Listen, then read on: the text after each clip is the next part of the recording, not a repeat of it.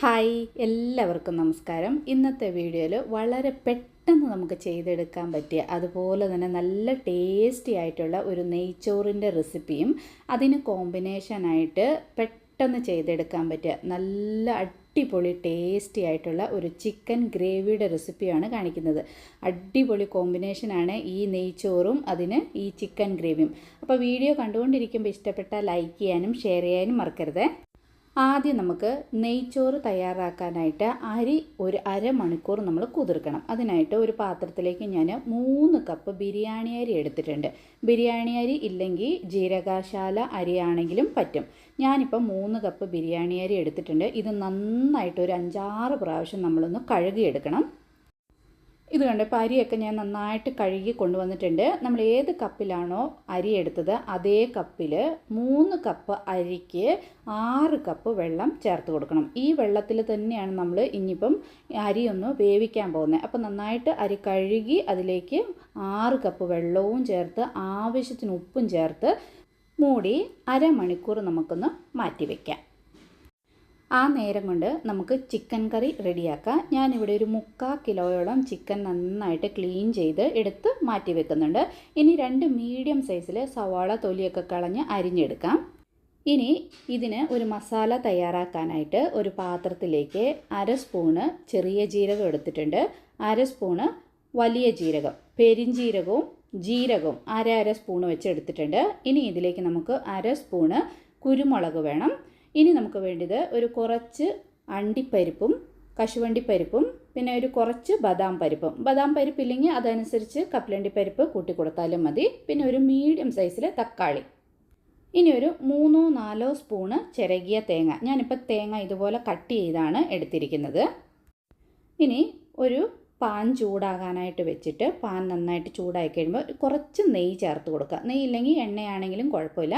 നമ്മൾ എടുത്തു വെച്ചിരിക്കുന്ന ആ മസാലകളെല്ലാം ഇതിലേക്കിട്ട് നന്നായിട്ടൊന്ന് വറുത്തെടുക്കണം. ആ പച്ച ചുവയെല്ലാം മാറി ഒന്ന് വറന്ന് കിട്ടണം. അതിൻ്റെ കൂടെ തന്നെ തേങ്ങയും ചേർത്ത് നമുക്കിങ്ങനെ ഒന്ന് വറുത്തെടുക്കാം. തേങ്ങ ബ്രൗൺ കളർ ആകണമെന്നൊന്നുമില്ല, ലൈറ്റായിട്ട് ആ പച്ച ചുവയൊക്കെ ഒന്ന് മാറി കിട്ടിയാൽ മതി. അതിൻ്റെ കൂടെ തന്നെ തക്കാളിയും കൂടെ ചേർത്ത് കൊടുത്തിട്ട് ഇതെല്ലാം നന്നായിട്ടൊന്ന് നമുക്ക് വറുത്തെടുക്കാം. ഇത് കണ്ടോ, ഇതുപോലെ എല്ലാം ഒന്ന് വറുത്തിട്ടുണ്ട്. ഇതൊന്ന് തണുത്ത് കഴിയുമ്പോൾ മിക്സിയുടെ ജാറിലേക്ക് ഇട്ടിട്ട് നല്ല ഫൈനായിട്ടൊന്ന് നമുക്ക് അരച്ചെടുക്കാം. ഇതുപോലെ ഫൈനായിട്ട് തന്നെ അരയ്ക്കണം. ഇനി കറിയിലേക്ക് ചേർക്കാനുള്ള പൊടികളെടുക്കാം. ഒരു പ്ലേറ്റിലേക്ക് ആദ്യം ഞാൻ 2 സ്പൂണ് കാശ്മീരി മുളക് പൊടി എടുത്തിട്ടുണ്ട്, കറിക്ക് നല്ലൊരു കളർ കിട്ടാൻ വേണ്ടിയിട്ട്. അതിൻ്റെ കൂടെ തന്നെ 2 സ്പൂണ് മല്ലിപ്പൊടി എടുത്തിട്ടുണ്ട്, 1 സ്പൂണ് ഗരം മസാല പൊടിയും കൂടെ എടുക്കുന്നുണ്ട്. പിന്നെ ഒരു കുറച്ച് മഞ്ഞൾപ്പൊടിയും കൂടെ നമുക്ക് ഇതിൻ്റെ കൂടെ തന്നെ എടുക്കാം. ഇനി ആദ്യം നമ്മൾ ആ മസാലയൊക്കെ വറുത്ത അതേ പാനിലേക്ക് തന്നെ ഒരു 3-4 സ്പൂണ് വെളിച്ചെണ്ണ ചേർത്ത് കൊടുക്കാം. വെളിച്ചെണ്ണ ചേർത്തിട്ട് എണ്ണ നന്നായിട്ട് ചൂടായി കഴിയുമ്പം ആദ്യമേ ഇതിലേക്ക് ഒരു ബേ ലീഫ് ഇടാം, 2-3 പച്ചമുളക് ചേർത്ത് കൊടുക്കാം. പിന്നെ കുറച്ച് കരിവേപ്പില, ഫ്രഷ് ആയിട്ടുള്ള കരിവേപ്പില കൂടെ ചേർത്ത് കൊടുത്തിട്ട് ഇതൊന്ന് ലൈറ്റായിട്ടൊന്ന് ഫ്രൈ ആവട്ടെ. ഇനി ഇതിലേക്ക് ചെറുതായിട്ട് കട്ട് ചെയ്ത മീഡിയം സൈസിലെ 2 സവാള ഇതിലേക്ക് ചേർത്ത് കൊടുക്കുന്നുണ്ട്. ഈ സവാള ഒന്ന് ചെറുതായിട്ട് ബ്രൗൺ കളർ ആവണം. ഇതിലേക്ക് 1-1.5 സ്പൂണ് ചതച്ച ഇഞ്ചി വെളുത്തുള്ളി പേസ്റ്റിനേക്കാളും നമ്മൾ ചതച്ചിടുന്നതായിരിക്കും നല്ല ടേസ്റ്റ്. അപ്പം ഞാനിപ്പം ഫ്രഷായിട്ട് ചതച്ച ഇഞ്ചി വെളുത്തുള്ളി ഇതിലേക്ക് ചേർത്ത് കൊടുത്തു. ഇതെല്ലാം കൂടെ നന്നായിട്ടൊന്ന് ഫ്രൈ ആകണം. ഫ്രൈ ആയ ആ പച്ചമണം എല്ലാം പോയി കഴിയുമ്പോൾ നമ്മൾ എടുത്തു വെച്ചിരിക്കുന്ന ആ പൊടിക്കൂട്ടുകൾ ഇതിലേക്ക് ചേർത്ത് കൊടുത്തിട്ട് ഇതുപോലെ നന്നായിട്ടൊന്ന് വറക്കണം. ആ പച്ച ചുവയെല്ലാം പോയി കഴിയുമ്പം നമ്മൾ കഴുകി ക്ലീൻ ചെയ്ത് വെച്ചിരിക്കുന്ന ആ ചിക്കൻ ഉണ്ടല്ലോ, ആ വെള്ളത്തോടു കൂടി ഇതിലേക്ക് നമുക്ക് ചേർത്ത് കൊടുക്കുക. നമ്മൾ നന്നായിട്ട് കഴുകിയാണല്ലോ വെച്ചിരിക്കുന്നത്, വേറെ വെള്ളം നമ്മൾ ഇതിലേക്ക് ചേർത്ത് കൊടുക്കുന്നില്ല. നന്നായിട്ടൊന്ന് മിക്സ് ചെയ്ത് ആ മസാലയെല്ലാം ചിക്കനിൽ ഇതുപോലെ ഒന്ന് പറ്റണം. ഒട്ടും തന്നെ നമ്മൾ വെള്ളം ഇതിലേക്ക് ചേർത്ത് കൊടുക്കുന്നില്ല. നന്നായിട്ട് ഇതുപോലെ ഒന്ന് മിക്സ് ചെയ്ത് കഴിയുമ്പം നമുക്ക് ആവശ്യത്തിനുള്ള ഉപ്പ് കൂടെ ചേർത്ത് കൊടുക്കാം. ഉപ്പും കൂടെ ചേർത്തിട്ട് ഒന്നുകൂടെ ഒന്ന് നന്നായിട്ട് മിക്സ് ചെയ്തിട്ട് ഈ ചിക്കൻ നമുക്ക് മൂടി വെച്ച് ഒരു 1/2 കുക്കാവണം. എന്ന് മിഡിലിൽ നമുക്കൊന്ന് തുറന്ന് മൂടി വെച്ച് കുക്ക് ചെയ്യണം. മിഡിലൊന്ന് തുറന്ന് മിക്സ് ചെയ്ത് കൊടുക്കാം. ഇത് കണ്ടോ, ഇതുപോലെ മിഡിലൊന്ന് നമുക്ക് തുറന്ന് മിക്സ് ചെയ്ത് കൊടുക്കാം. ഇപ്പോൾ ചിക്കൻ ഒന്ന് 1/2 കുക്കായിട്ടുണ്ട്. 1/2 കുക്കായി കഴിയുമ്പം ഇതുപോലെ ഒന്നുകൂടെ ഒന്ന് തുറന്ന് നന്നായിട്ടൊന്ന് മിക്സ് ചെയ്യണം. മിക്സ് ചെയ്തിട്ട് നമ്മൾ തയ്യാറാക്കി വെച്ചിരിക്കുന്ന ആ മസാല ഉണ്ടല്ലോ, അരച്ച് വെച്ചിരിക്കുന്ന മസാല ഇതിലേക്ക് ചേർത്ത് കൊടുക്കണം. ചേർത്തിട്ട് കുറച്ച് വെള്ളം, അധികം വെള്ളം ചേർക്കരുത്. മിക്സിയുടെ ജാറൊക്കെ കഴുകി കുറച്ച് വെള്ളം നമുക്കിതിലേക്ക് ചേർത്ത് കൊടുത്തിട്ട് ഇതുപോലെ നന്നായിട്ട് മിക്സ് ചെയ്ത് ഇനി നമുക്കിത് മൂടി വെച്ച് നന്നായിട്ട് ചിക്കൻ കുക്കാകുന്നവരെ നമുക്കിതൊന്ന് കുക്ക് ചെയ്യാം. ഇപ്പം നമ്മുടെ ചിക്കനൊക്കെ നന്നായിട്ട് വെന്തിട്ടുണ്ട്. ഇനി നമ്മൾ ഒരു കുറച്ച് കസൂരി മേത്തി എടുത്തിട്ട് അതൊരു പാനിലേക്ക് ഇട്ടിട്ട് നന്നായിട്ടൊന്ന് ചൂടാക്കണം. ചൂടാക്കിയിട്ട് കയ്യിലിട്ട് ഇതുപോലെ തിരുമ്മി ഒന്ന് പൊടിച്ചിട്ട് കറിയിലേക്ക് ചേർത്ത് കൊടുക്കുക. ഈ പ്രൊസീജിയർ സ്കിപ്പ് ചെയ്യരുത്, നല്ലൊരു ടേസ്റ്റ് ആയിരിക്കും. കസൂരി മേത്തി ഇല്ലെങ്കിൽ മല്ലിയില ചേർത്ത് കൊടുക്കാം. ഇതുകൊണ്ട് അടിപൊളിയായിട്ടുള്ള നമ്മുടെ ചിക്കൻ കറി ഇവിടെ റെഡിയായി. അതുപോലെ ഇവിടെ നമ്മൾ കുതിരാനായിട്ട് വെച്ച അരിയൊക്കെ നന്നായിട്ട് കുതിർന്നിട്ടുണ്ട്. ഇനി ഈ അരിയിലേക്ക് ചേർക്കാൻ ഒരു മസാല നമ്മൾ തയ്യാറാക്കണം. അതിന് വേണ്ടിയിട്ട് ഒരു പാത്രത്തിലേക്ക് ഞാൻ ആദ്യം കുറച്ച് പെരിഞ്ജീരകം എടുത്തിട്ടുണ്ട്. ഇതിൻ്റെ കൂടെ തന്നെ കുറച്ച് കുരുമുളക് എടുത്തിട്ടുണ്ട്. ഇനി ബേ ലീഫ് വലുതാണെങ്കിൽ 1 എടുത്താൽ മതി, ചെറുതാണെങ്കിൽ 2 എണ്ണം. പിന്നെ ഒരു കറുത്ത ഏലക്ക എടുത്തിട്ടുണ്ട്. അതുപോലെ തന്നെ ചെറിയ വെളുത്ത ഏലക്ക എടുത്തിട്ടുണ്ട്.